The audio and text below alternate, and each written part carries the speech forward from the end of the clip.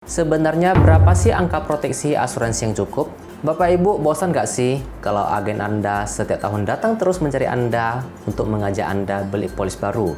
Dan alasannya selalu, kan proteksimu masih kecil, nggak cukup loh. Terus pertanyaannya kapan cukupnya? Nah Bapak Ibu, di sini kita mesti tahu satu hal penting ketika Anda membeli asuransi. Ketika Anda tahu satu hal penting ini, Anda bisa dengan mudah memutuskan berapa angka proteksi yang cukup untuk Anda. Satu hal penting itu adalah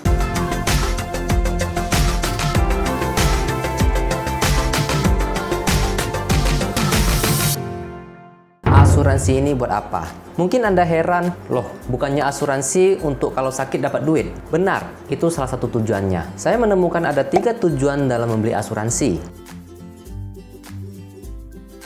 Tujuan pertama, untuk menutupi biaya hidup. Jika pengeluaran bulanan Anda katakan 10 juta, termasuk biaya hidup, BBM, cicilan utang, cicilan KPR, sekolah anak, les, vitamin, dan sebagainya. Maka Anda perlu proteksi asuransi sebesar 2,4 miliar. Jika nasabah mendadak tidak bisa kerja karena sakit atau cacat atau bahkan meninggal, dan uang klaim 2,4 miliar ini cair, uang ini dimasukkan ke dalam deposito dengan bunga bersih 5%, maka setiap bulan keluarga akan mendapatkan bunga 10 juta dari deposito ini untuk keperluan hidup sehari-hari. Sehingga aktivitas keluarga bisa berjalan seperti biasa tanpa perlu menurunkan gaya hidup, anak tidak perlu berhenti sekolah ataupun sampai harus jual rumah. Tujuan kedua orang membeli asuransi adalah untuk membayar utang usaha. Sering terjadi utang usaha dari almarhum diwariskan ke keluarga dan menjadi beban mereka. Dengan membeli proteksi sesuai utang usaha, jika kepala keluarga meninggal, uang klaim yang cair bisa digunakan untuk melunaskan utang usaha ini. Termasuk utang bisnis di bank, utang usaha dari supplier, bahkan utang ke saudara atau teman dekat yang tidak ada nota atau bukti. Jadi, jika total utang usaha Anda rata-rata adalah 500 juta, maka belilah asuransi sebesar 500 juta.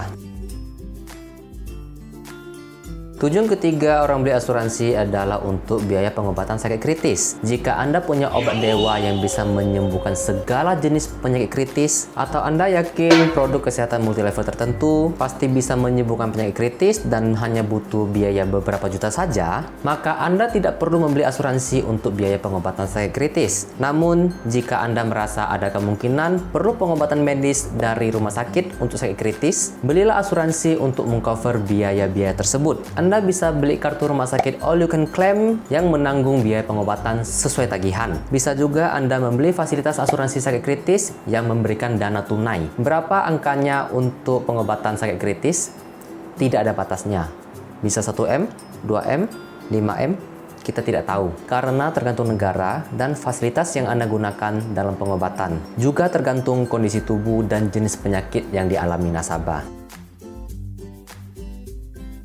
Tujuan lain dalam beli asuransi adalah untuk ketidakpastian. Saran saya, daripada Anda pusing memilih angka asuransi yang ideal, lebih baik mulai dulu dengan budget yang Anda miliki. Misalkan premi untuk asuransi ideal Anda adalah 3 juta, namun budget Anda hanya 1 juta, maka mulai dululah beli asuransi dengan budget 1 juta ini. Jangan tunda, jangan tunggu hingga Anda mampu beli 3 juta baru beli. Karena hidup penuh dengan ketidakpastian, kita tidak tahu kapan musibah datang. Kemudian hari ketika rezeki dan penghasilan Anda bertambah, amin, maka Anda bisa upgrade ke asuransi ideal Anda yang 3 juta itu. Sekian video hari ini. Jika Anda merasa video ini bermanfaat, silakan di like, share, dan subscribe. Saya Tito Santana, sampai jumpa di video berikutnya. See ya!